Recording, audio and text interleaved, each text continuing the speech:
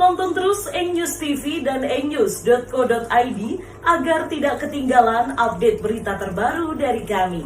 Jangan lupa dukung terus channel kami dengan cara subscribe, like, dan juga komen.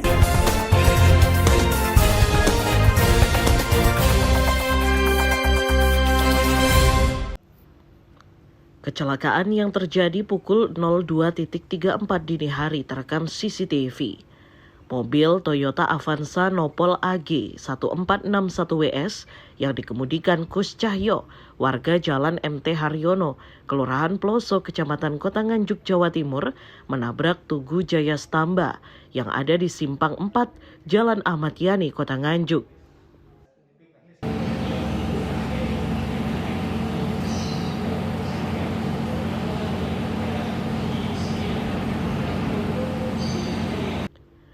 Meski kecelakaan terjadi tepat di depan pos polisi Ahmad Yani, tetapi sopir beserta kendaraannya berhasil melarikan diri. Akibat dari kecelakaan itu, Tugu Jaya Stamba mengalami kerusakan pada bagian selatan. Ibda Ajeng Ayu Ardianingrum, Kanit Gakum Satlantas Polres Nganjuk mengatakan, usai menabrak Tugu Jaya Stamba, sopir langsung melarikan diri dan tidak melapor ke unit Gakum. Sementara pihaknya baru menerima laporan pukul 11.00 waktu Indonesia Barat dan langsung olah TKP. Pada hari berikutnya pihaknya berhasil mengamankan kendaraan beserta sopirnya. Saat ini, sopir dimintai keterangan petugas. Dari hasil pemeriksaan, sopir hendak menjemput temannya di eksit tol Begadung karena mengantuk sehingga hilang kendali dan menabrak Tugu.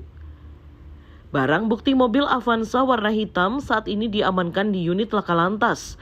Sementara sopir tidak dilakukan penahanan, meskipun sempat melarikan diri.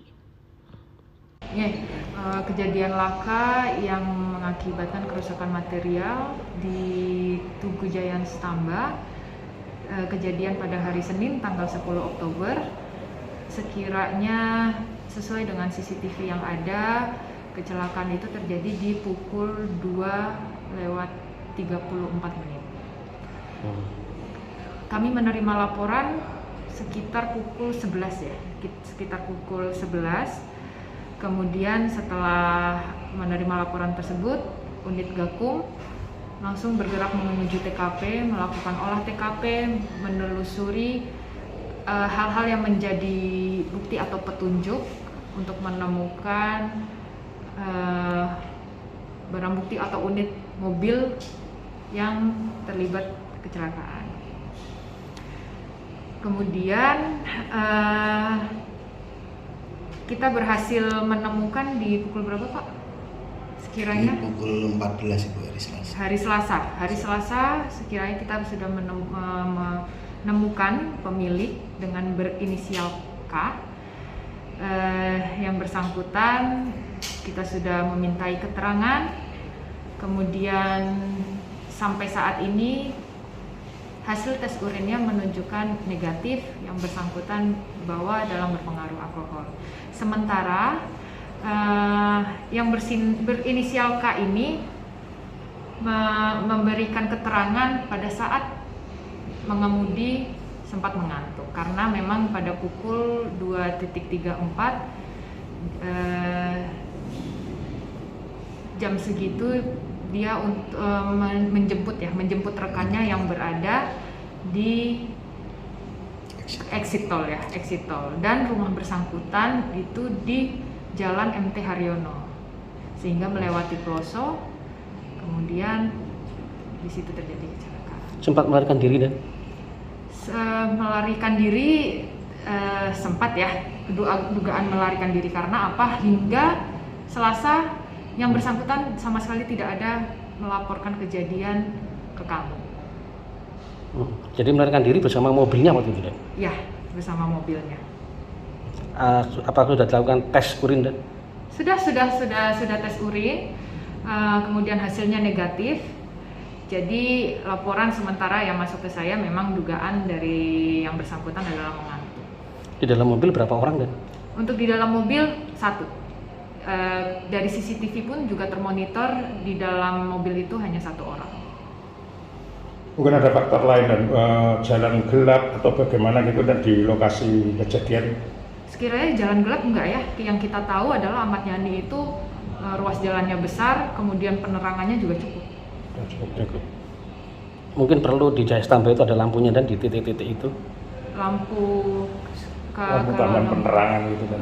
Lampu penerangan saya kira sudah cukup ya, sudah cukup karena itu sudah lumayan terang.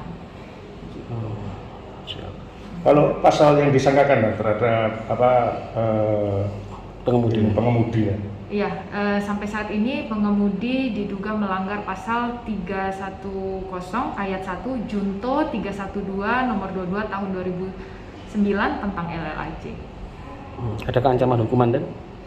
Untuk 310 kita pidana paling lama adalah 6 bulan dan denda paling banyak 1 juta. Kemudian karena yang bersangkutan tidak segera melaporkan kejadian, jadi terkena junto pasal 312 yang mana penjara paling lama 3 tahun dan denda paling banyaknya sebanyak 75 juta. Apa dilakukan penahanan dan terhadap si pengemudi? Untuk saat ini kita masih koordinasi juga ya terhadap pihak dinas PUPR sehingga yang jelas bagaimana kesepakatan dari kedua belah pihak, karena sekali lagi kecelakaan ini hanya terdapat kerusakan material. Namun unit sudah kami tahan di Satlantas. Status pengemudi sebagai saksi atau sebagai tersangka ya?